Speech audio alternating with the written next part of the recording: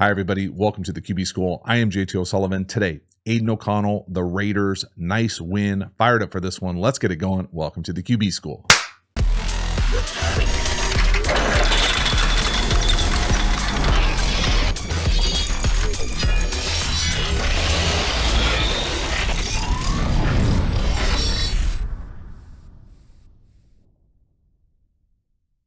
Before we dive into the video, a quick reminder about the Quarterback School Patreon community. This group is the foundation, the bedrock of the channel. Not only is it a great cheap way to support the channel, but you get even more Quarterback School content.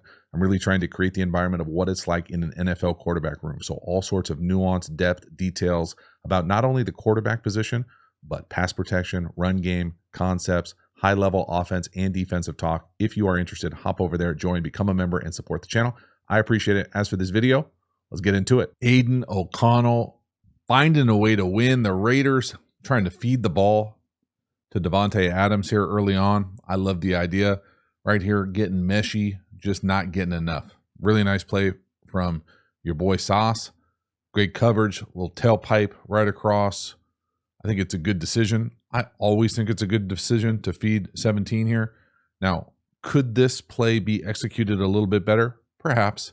I mean, at the end of the day, you probably think that this wiggle to come across here, if we can get that completion on 3rd and 3 with essentially the mesh element of what that looks like, deep hook, get meshy so you get that rub, you'd think pretty high probability that we're going to get a first down. It just doesn't happen right here. So again, I think the process is correct. The execution just not quite good enough. And again, you can see just this little bit of dip. Watch Adams' route. So as he comes through there, he kind of dips around it as opposed to trusting Renfro to set it off of him. So again, it's one of those things where it just looks like they're not quite on the same page here as far as you got to set it and trust it and use that rub as opposed to let the new guy come across here and he sets the bluff to then get the corner off of you and not let him just get in the back and tailpipe you right across for a really nice tackle. Now, number one for the Jets is a really good football player. And again, those guys get paid too.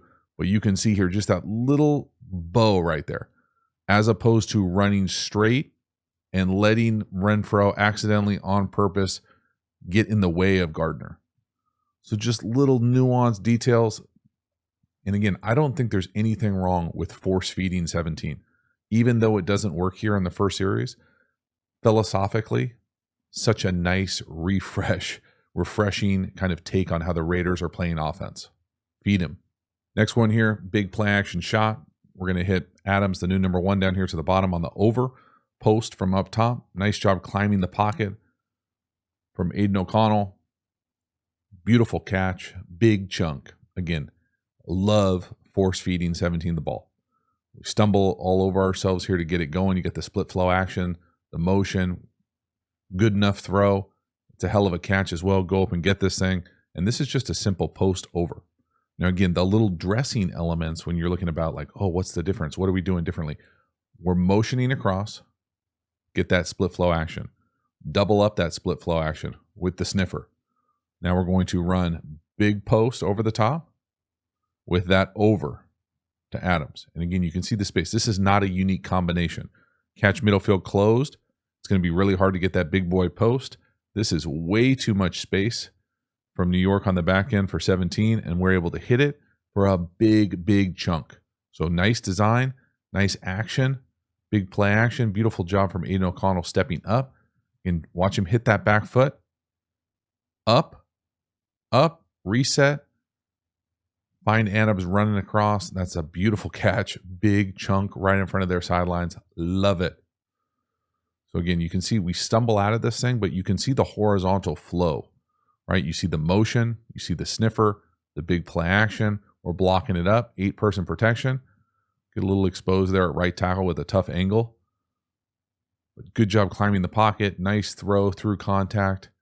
Big chunk. Again, force feed 17. Next one here, 2nd and forever. Again, force feed 17. This time he's in the slot. I'm going to call this an option or a choice. Now, it's pretty good coverage. It's an outstanding ball. It's a hell of a catch. Again, right in front of their sideline. Love it.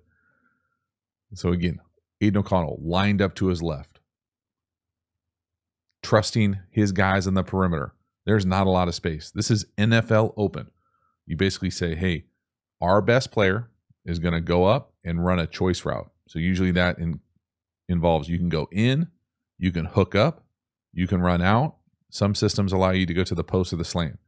When he goes out here, I got no problem with this. And again, you can tell it's this route because it's kind of like skip off, slow, and then accelerate away. It's pretty good coverage. The nickel or star is right in his hip. The ball is outstanding right out in front of him. It sure looks like from the All-22 that he one-hands this thing as well. Just a beautiful job, man. This is NFL open. 2nd and 16. Got to get half back here. Again, look at that route. You can see him kind of skip off. Da-da-da-da. Separate. And again, that's not a lot of separation. That's a lot of trust. Beautiful one-handed grab. Fighting for it. Again, you can just see the energy with him, the bounce in his step.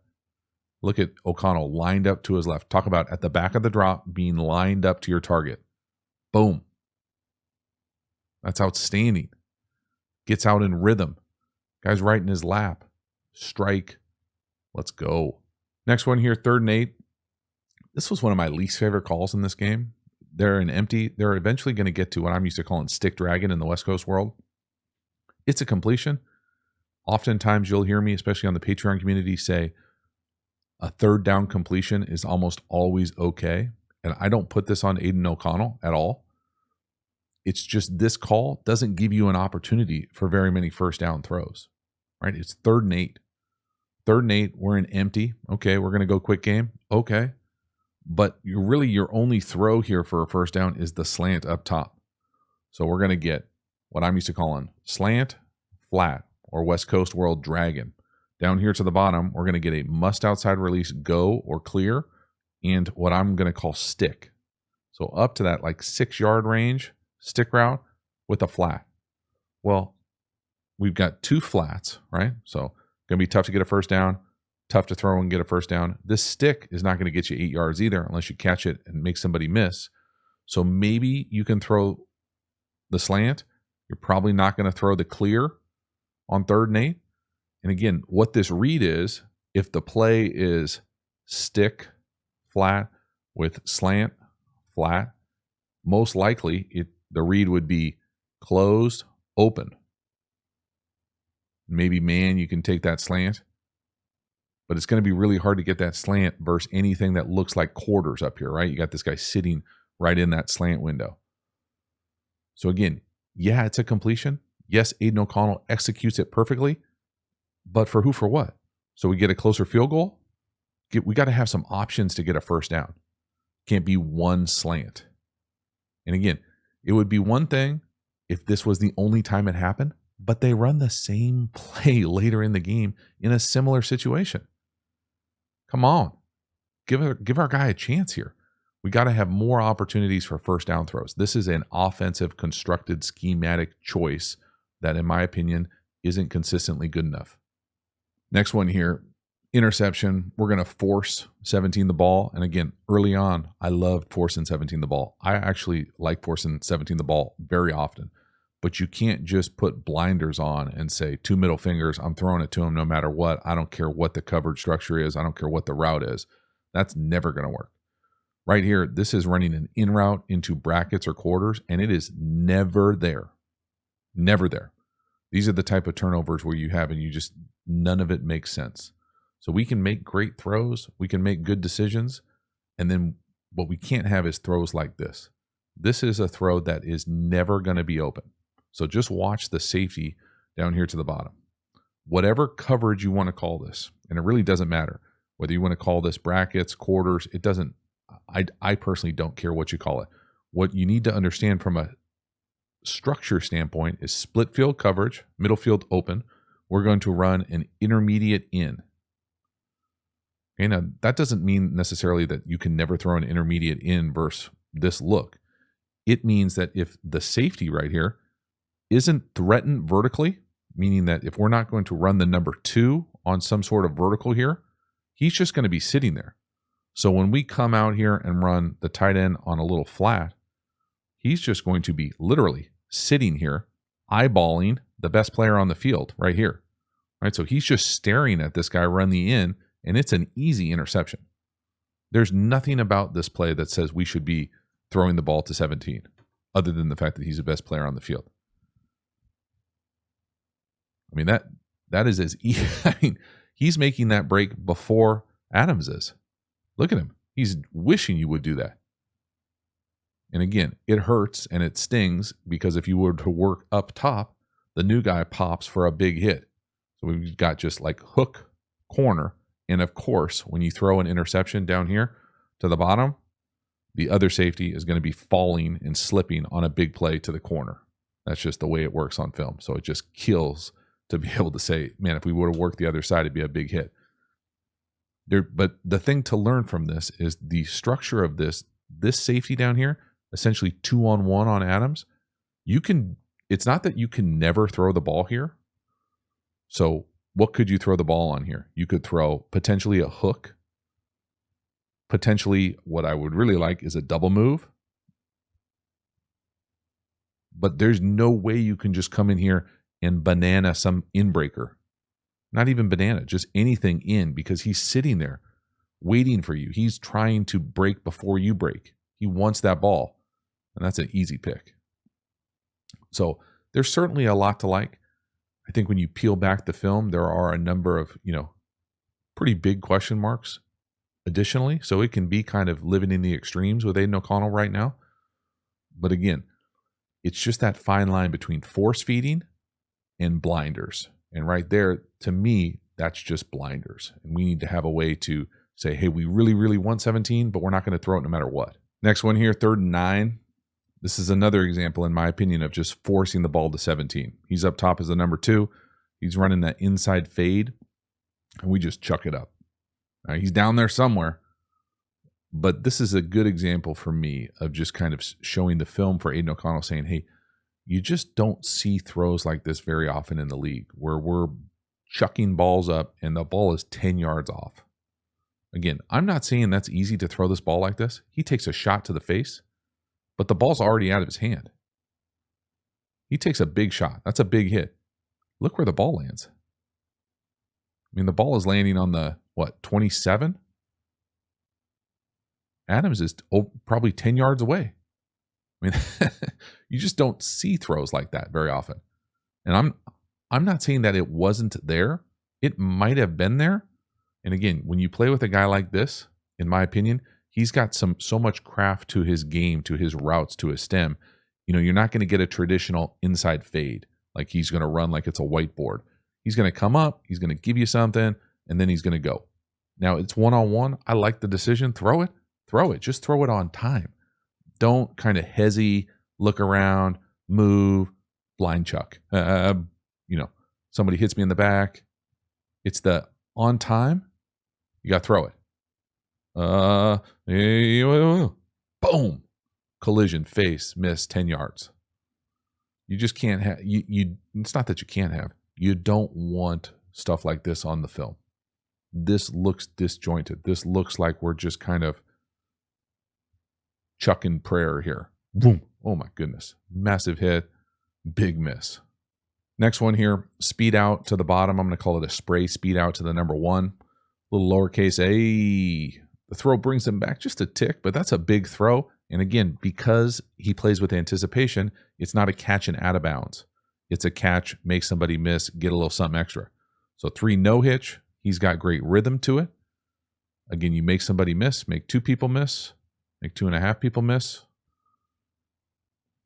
What is the route? The route for me, I just call it a spray because it's not a straight stem. It's more of kind of an outward stem, speed out. And again, he's going to go 3 no hitch. And when he hits that back foot, he's going to be lined up. The ball comes out on time. Catch what I'm going to call a little lowercase a there on the spray speed out. The throw brings him downhill just a little, but it's a pretty nice play. Again, he's separated right there, right? You see the receiver on the 50, not looking yet. Boom. Make somebody miss. And again, let me emphasize the anticipation of letting it go on time allows us to catch that thing and not go out of bounds, right? We spin up, we make somebody miss, we make the safety miss, and now we get a first down and a little baby chunk. So again, I love the fact that he can play within structure. He can play on time. He can play point guard and distribute this thing, let his guys go work for him down the field. Next one here, probably my favorite throw of the game. Aidan O'Connell is going to go 1, 2, 3 left to right and rip a deep backside in or dagger. This is an awesome throw. This is a tight, small window after doing a full field read. So watch the helmet strike. Left, middle, right. Boom. And then check out that window. Woo, right on the chest. An absolute strike. Y'all, he's coming in off the sideline doing full field reads. This is better than some smart starting guys in the league. I just did a Kenny Pickett video on Patreon. He wasn't doing anything like this. That's a 7 or corner stop. Here's that post or clear, and then that backside in. Now, the thing about this backside in, again, we've already talked about this guy being a unique wide receiver. I love it. He gets open, but this is a unique top of the route. So watch the top of his route. He comes up, and normally you'll speed cut that thing in and roll and try to beat him with speed. But right here, he comes up and almost like chops at the top. So kind of like da-da-da-da-da-da-da-da, and it's a little disorienting to a really good corner. So it's kind of like, oh, what's he doing? And then he snaps it across. So just the freedom and the creativity and the craft at the top of that route, I think is pretty cool as well. So lots of good things, but quarterback-wise here, this is a big boy throw down the field, full field read. Watch that route up top. Watch it. Da-da-da-da-da. See that little, like, that's that little flavor, little extra creativity. And then look what the separation it does at the top with the corner. Now that's a beautiful throw. It really is. This is a big time progression, throw, everything you want to say. This is what we saw in the preseason with Aidan O'Connell. 1, 2, 3, great protection, driving the ball down the field. Just awesome to see. It's a big time throw. There are starters in the league that do not make this throw ever, let alone consistently. Whoa. Love it. Halftime. You dig the channel and you haven't already, please like, subscribe, hit the bell, get the notifications. I sincerely appreciate you subscribing to the channel. It means a lot to me personally, so thank you for taking the time to do it.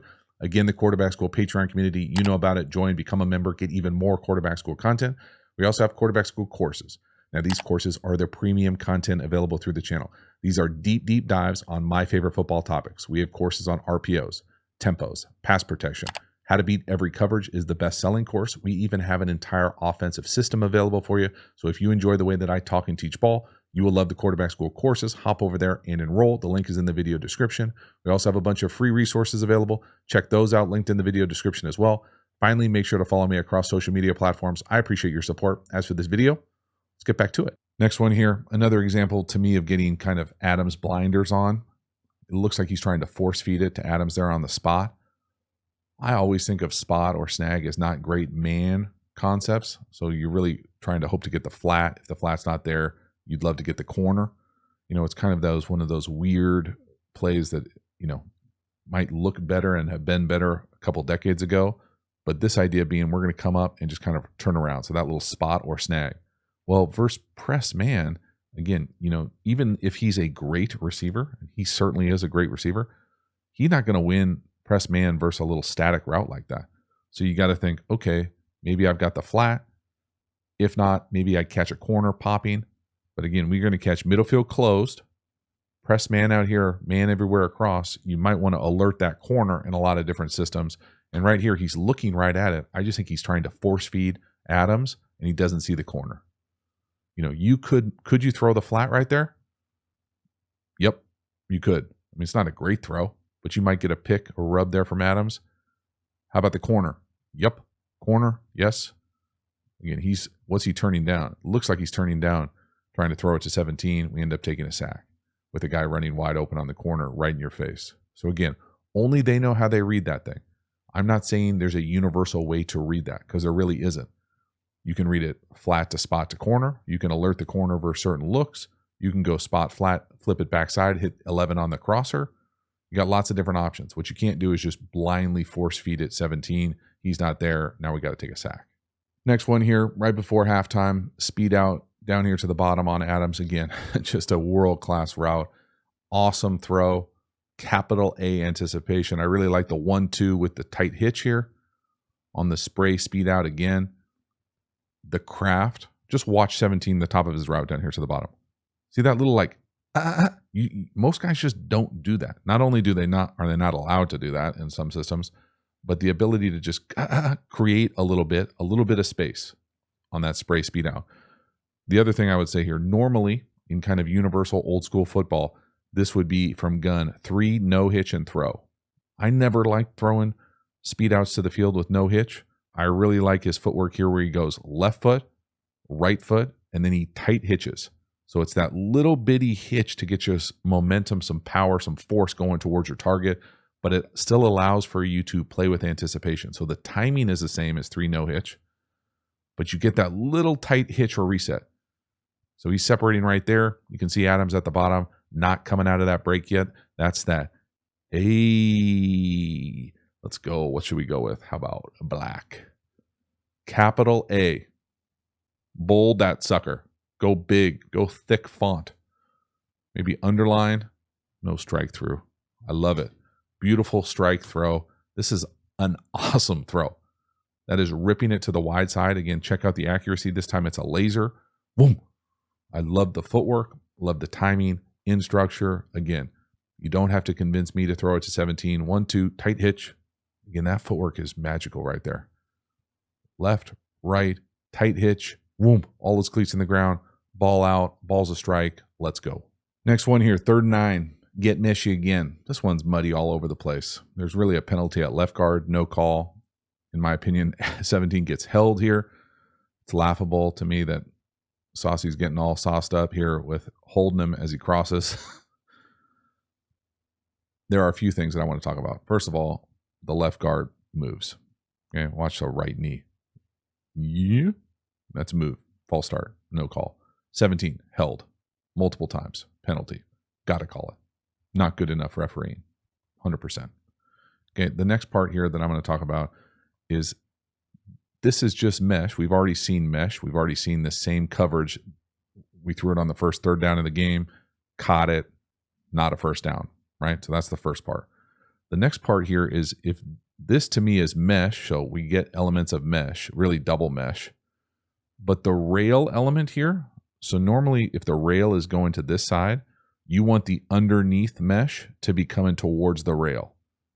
So for the quarterback, it becomes 1 to 2.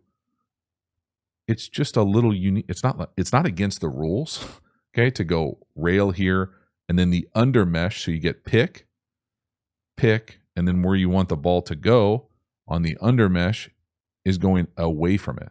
You see how that's really hard to go from 1 to 2. In fact, I would say you probably don't want to do that very often. So just the construction of this is funky. The other part for me that I would look for, whether you're a Raiders fan or a Jets fan, is if you're going to do this mesh and try to force feed the ball to 17, I love it. In fact, I think the Raiders did this a few years ago. You come in and he's going to try to tailpipe you like this, jump in your back hip and get right behind you so he doesn't get picked. You see a lot of guys come back out, almost like a corner or an up. You can do it as a leak all the way to the other side, and you can have that baked into your mesh process. But that kind of mesh return is an easy way to get teams away from that. Now, it's not the easiest thing in the world, but right here it'd be a pretty awesome call. So again, just peep that. First of all, we'll watch that corner technique down here at the bottom. Watch him try to tailpipe Adams. So he doesn't want to get picked. So right there, he gets behind him to not get picked. We got double picks. Not sure why you need a double pick, but okay. But you can see here as the rail is to the bottom for the back, he's looking right there. The back's looking. So he's one, but now Adams is going underneath to the other side. Yes, he's held. Yes, it's a bad no call. So is the no false start, no call as well. It's just bad refereeing. It can be all of the above. It can also be bad design. And right here, I would love to see basically new guy and 87 on the right and Adams on the left slot coming across. It's an easy way to fix it. And again, if we're just talking quarterback play here, and I get it, Aidan O'Connell, young guy in the league, you got to be real careful about moving to trouble. So right here, he's essentially moving to trouble. The pass protection is outstanding. If he hangs right there, nothing happens. He can get through his read. It's because he's up, over. Now it looks like he's getting hit. You're like, well, dog, if you just would have stayed where you were right there, you're fine. So don't move to trouble. Next one here, 3rd and 4, red zone. Ball's on the 7. We're going to throw a beautiful pass to the tight end. Now, originally trying to force the ball to Adams, not there. Aidan O'Connell, the creator, the touch maker. Beautiful job right here. Offensive linemen are loving it. It looks like he's working left to start. Long trap to Adams. No, he's got to go. Can create a little bit, and this is a beautiful throw.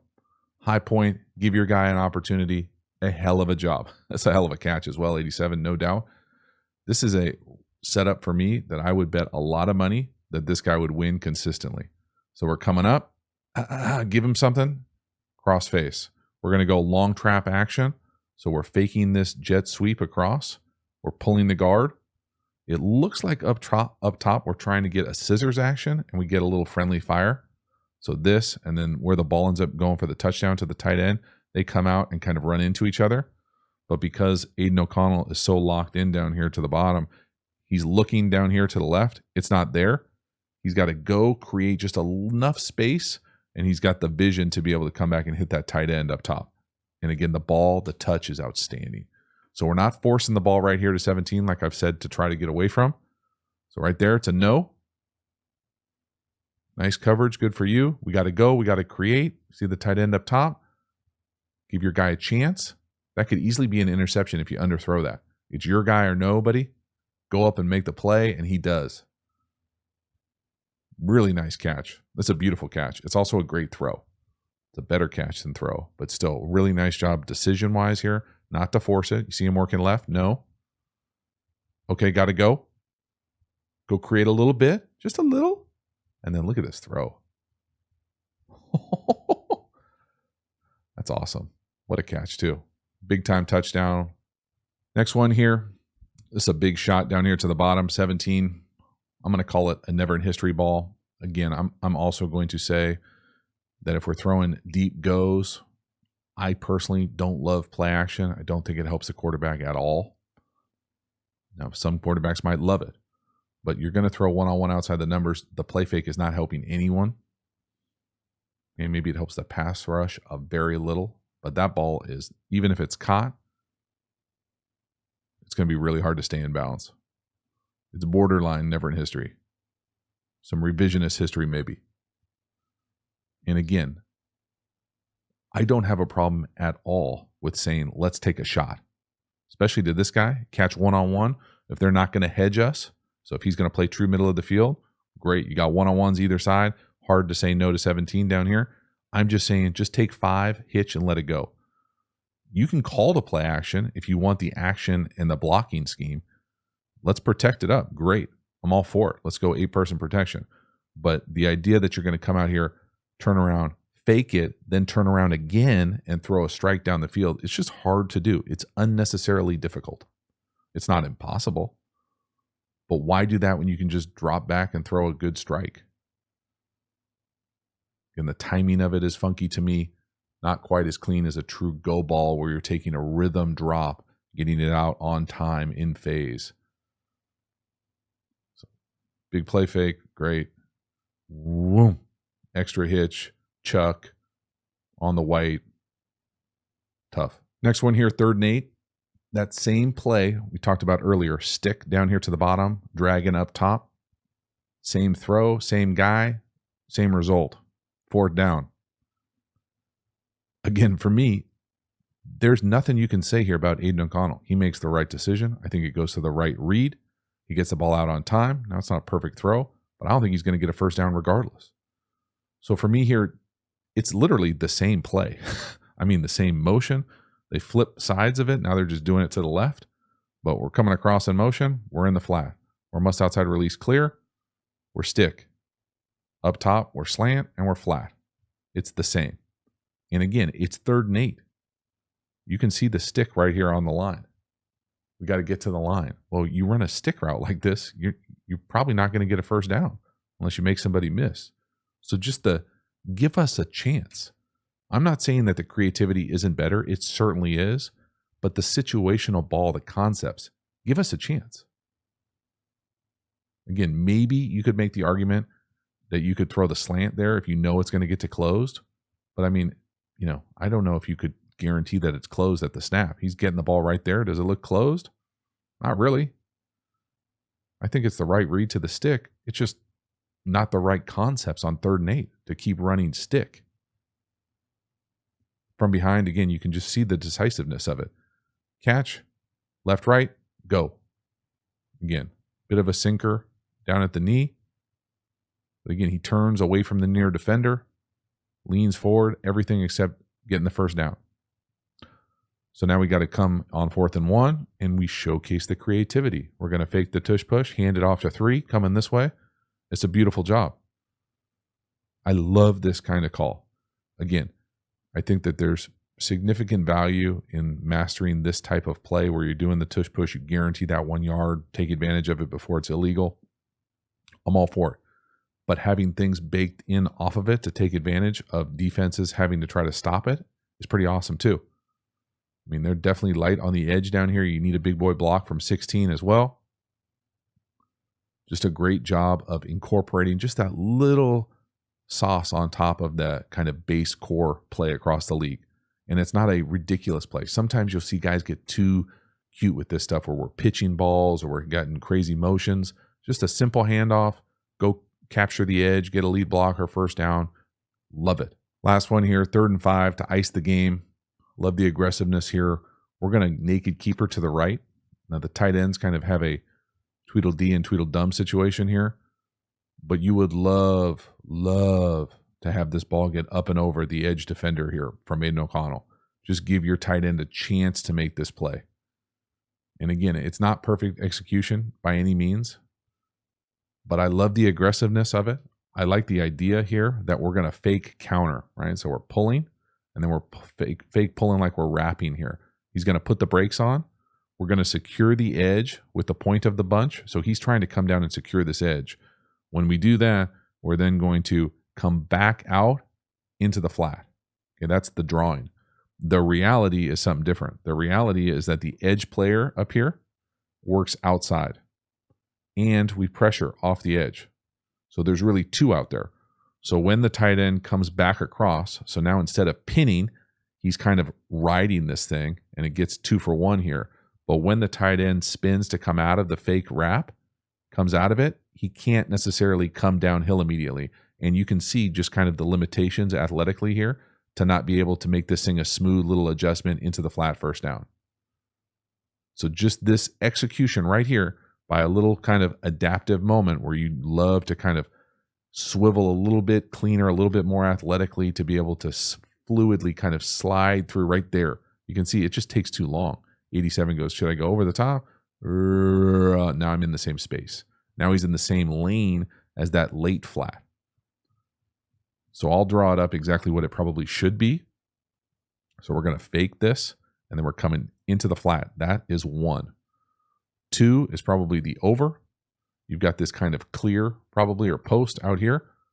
So this is the 2. And then the tight end that's setting the edge here, or trying to set the edge, he does this late bang flat where he becomes kind of number 3.